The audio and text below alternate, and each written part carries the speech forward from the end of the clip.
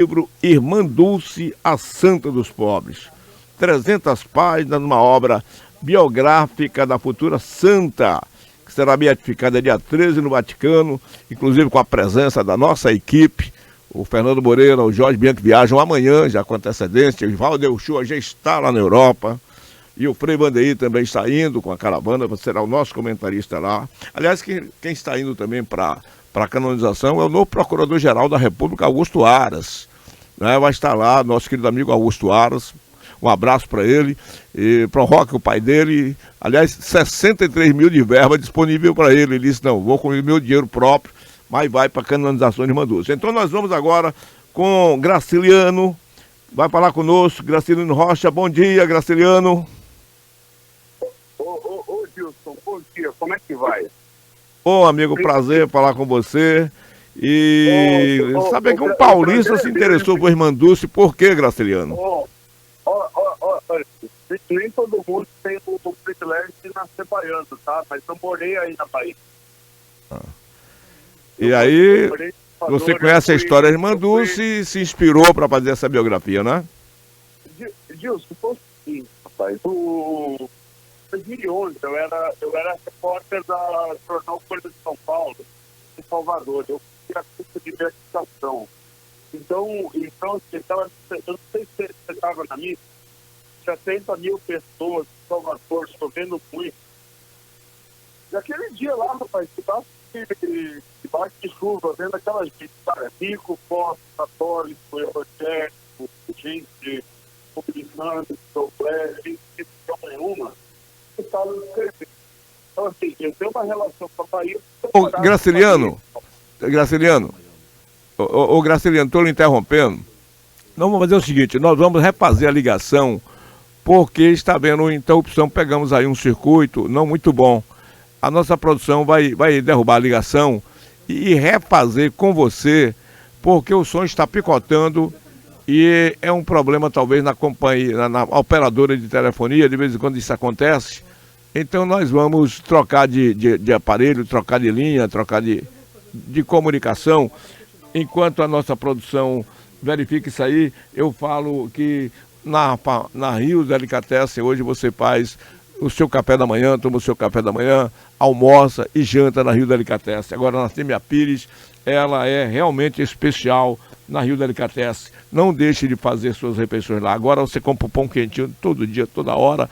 E além do mais, o café da manhã, o almoço e a janta, meu amigo, a ceia da tarde. Lindos Outlet, melhores gripes com desconto de 20% a 60%. Manda aí um café para Lino, um abraço para ele no café da Rio Delicatessen, Lino, para Dudu Naturais.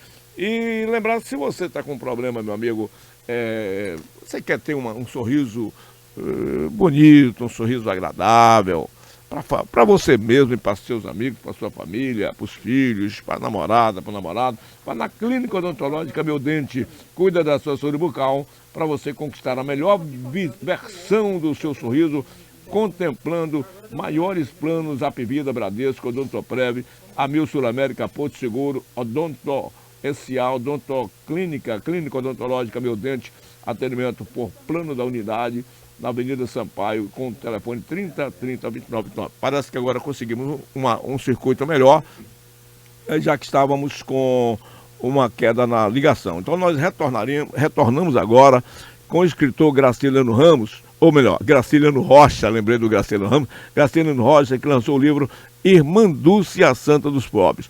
E eu perguntava ao Graciliano o porquê se interessar por Irmã Dulce, uma santa baiana, uma ex-freira baiana, ele que é paulista, o que é que motivou, qual foi a motivação dele escrever a biografia de hoje, a Santa Dulce dos Pobres, Graciliano? Oi, Gilson, bom dia. Bom dia o pessoal que está ouvindo em feira, um prazer imenso estar aqui com você. Obrigado pelo convite. Gilson, como eu estava te falando, e a gente tem um problema de comunicação, o meu interesse pela Irmã Dulce, ele sempre existiu, mas assim, teve um período da minha vida que eu vivi em Salvador, que foi 2011, quando eu era correspondente do jornal Folha de São Paulo, em Salvador. E naquela ocasião, Dilson, não sei se você se lembra, houve uma grande missa de beatificação, quando a irmã Dulce se tornou beata, que o Vaticano decretou que ela era beata. Houve uma grande missa no Parque de Exposições de Salvador, em torno de 70 mil pessoas. E aquela missa foi um evento muito interessante. Foi muito interessante porque tinha em torno de 70 mil pessoas, e assim, gente rica, gente pobre, gente católica, gente de várias religiões, gente sem religião nenhuma, que foram lá prestar um tributo, homenagem para a irmã Dulce. Naquele momento, cobrindo, eu já tinha começado a estudar a história dela. O estalo de escrever o livro aconteceu naquele dia. E um dia incrível, porque assim, foi uma tarde muito curiosa, porque choveu uma barbaridade, choveu muito. Então as pessoas ficaram-se muitas horas debaixo de chuva, esperando lá a missa da beatificação. Então essa é a razão da motivação. Na verdade a irmã Dulce, ela é baiana, mas ela é um personagem nacional, né? Uma pessoa importantíssima assim, para a história do Brasil. Na minha opinião, a brasileira mais espetacular do século XX, independente de religião. Muito se fala sobre Irmã Dulce, evidentemente que, sobretudo na Bahia, muitas histórias são contadas, muitos fatos registrados, muita coisa se conhece, mas não se conhece tudo para um biógrafo que vai a fundo na história, conhecer o personagem. Mas eu sei que você também tem muitas informações que nós não conhecemos. Por exemplo, você poderia nos informar como era a relação de Irmã Dulce com os políticos? Então, mas eu disse, obrigado pela pergunta.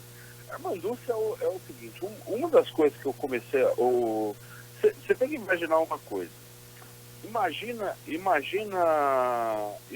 como que era Salvador e a Bahia em 1950, por exemplo. Em 1950, por exemplo, todos os problemas que nós temos hoje, em termos de saúde pública, por exemplo, antigamente era pior. Porque, para começar, a gente pensa assim, saúde é um direito, mas isso nem sempre foi assim. No passado, se você não tinha carteira assinada, você não tinha direito a ser atendido no hospital público. E a irmã Dulce, ela criou o hospital dela foi o primeiro grande hospital do Nordeste, nasceu, na verdade, pequeno, mas o primeiro grande hospital do Nordeste que nunca fechou as portas para ninguém. Você não precisava ter dinheiro para ser atendido. Então, em 1949, no ano de 1949, ela cria o embrião do hospital dela a partir de um galinheiro. Um lugar que era o galinheiro do convento, ela espalha ali uns estrados, uns colchões. Ela tinha uma briga lá com a prefeitura de Salvador e começa a receber os doentes ali naquele negócio improvisado. Em 1960, esse galpão improvisado vira um ambulatório pela primeira vez. 70, uma ampliação, e em 1983 já um grande hospital com mais de 800 leitos. Para fazer isso, é óbvio que a irmã Dulce recebeu muita contribuição de todo tipo de gente, mas ela teve sempre contribuição também de empresários muito poderosos e políticos. Eu vou dar um exemplo.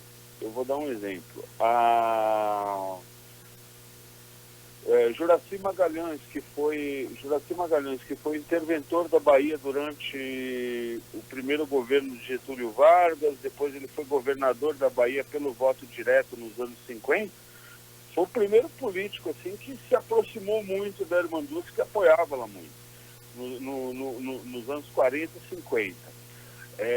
Antônio Carlos Magalhães já é mais tardio, isso acontece a partir dos anos de 1968, quando Antônio Carlos era prefeito indicado de Salvador, depois vira governador da Bahia. Então, esses políticos, eles sempre tiveram uma relação com a irmã Dulce, só que é uma coisa que uma das coisas que eu gastei muito tempo na pesquisa foi para entender, para responder a seguinte pergunta: mas a irmã Dulce era usada pelos políticos? Eu me fiz essa pergunta muitas vezes. E o que eu achei em documentação e depoimento foi mais ou menos o contrário disso. ela se valia mais dos políticos, ela usava mais os políticos e não se deixava usar. Como é que é isso? Por exemplo, os políticos sempre, o governo da Bahia, prefeitura de Salvador e presidentes da República, sempre entregaram para a irmã Dulce o que ela pediu. No entanto, não existe nenhum registro da irmã Dulce que ela, em alguma campanha eleitoral, tenha subido num palanque, tenha sequer pedido votos para alguém. Ela não fazia isso porque ela era muito jeitosa. Ela era muito jeitosa no trato. Ela era muito jeitosa no trato. Para ela era muito caro, era muito importante ela ter essa imagem de pessoa política, e ela de fato conseguiu manter. Deixa eu te dar um exemplo sensacional. Uma vez, nos anos 80, começo dos anos 80, por volta de 1982, o Brasil já estava respirando ali o ar para voltar para a democracia, o final da ditadura. E um repórter uma vez perguntou para a irmã Dulce, falou: irmã Dulce, qual é o seu partido? A irmã Dulce virou e falou: meu filho, eu estou repetindo a aspa conforme ela falou, e com aquele jeito dela, ela virou e falou: meu filho, meu partido é o pobre. Eu só não gosto que usem meu nome para política porque isso atrapalha o meu trabalho. Então era essa a relação que ela tinha com os políticos. Era uma pessoa que, tipo, pedia muito, conseguia muito, mas não subia em palanque. Realmente isso a gente percebeu ao longo dos anos, e você falou uma coisa certa. Os políticos não conseguiram usar ela. A intenção, a mim me parece, que a princípio era usar ela, mas o tiro saía pela culatra, porque quando ele se aproximava dela, que ela pedia ajuda, ele não tinha como negar. Mas dizem que um dos que mais ajudou ela foi José Sarney. E você confirma essa informação? Isso é verdade. O Sarney e a irmã Dulce tinham uma relação muito diferente. A irmã Dulce gostava muito de Sarney. Ela gostava de Sarney. E o ex-presidente Sarney foi meu entrevistado por livro. O Sarney hoje, mais de 27 anos depois da morte da irmã Dulce, Sarney é um devoto da irmã Dulce a ponto de andar no bolso dele com a medalhinha com o rosto da irmã Dulce. Sempre assim.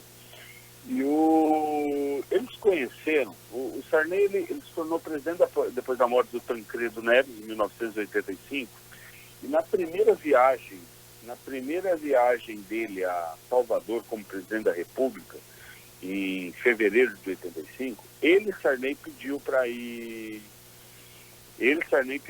visitar o hospital. Foi lá visitar o hospital, conhecer a irmã Dulce.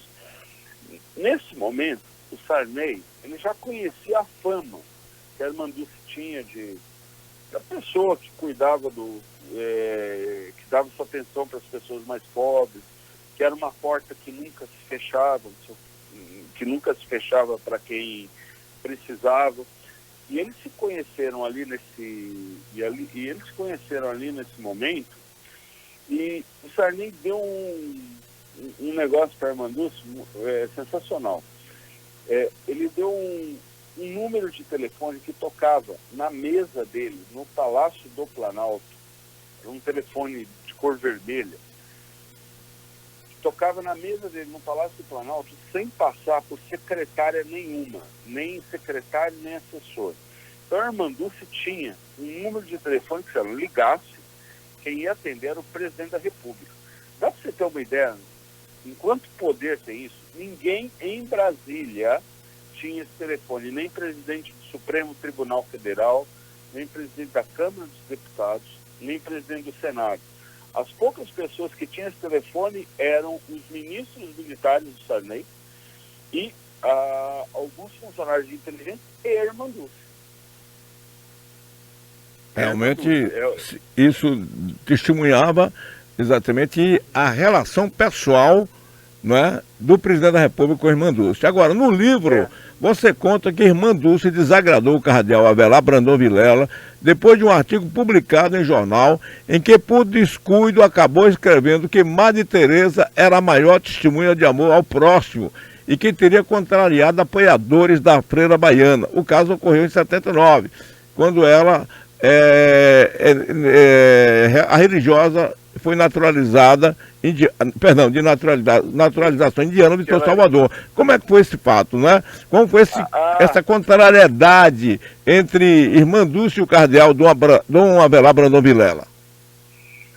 Ô Dilson, essa é uma história muito curiosa. Essa aí deu muito trabalho de pesquisar.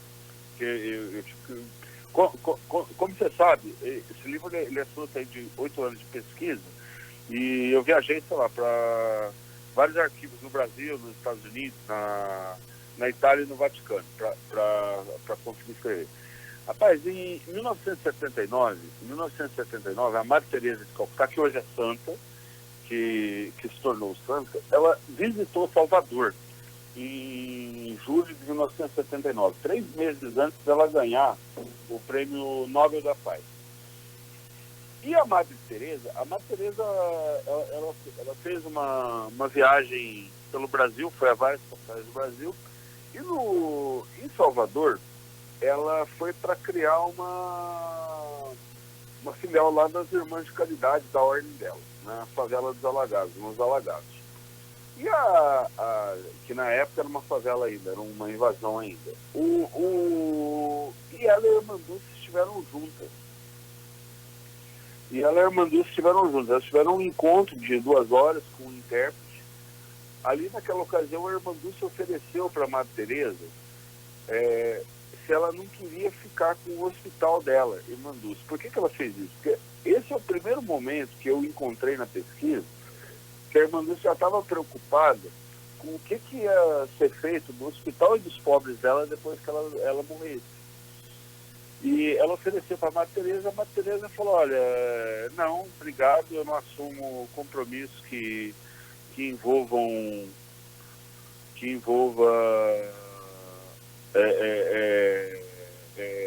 dívida, compromisso financeiro.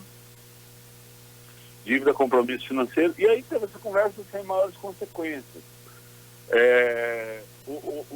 Hoje é impressionante porque hoje as duas são santas da Igreja Católica. Então tem uma foto muito bonita da Irmã Dulce e da Madre Teresa, que foi feita em Salvador, que uma foto raríssima que registra o encontro de 2 santas. Isso é muito, muito, muito interessante.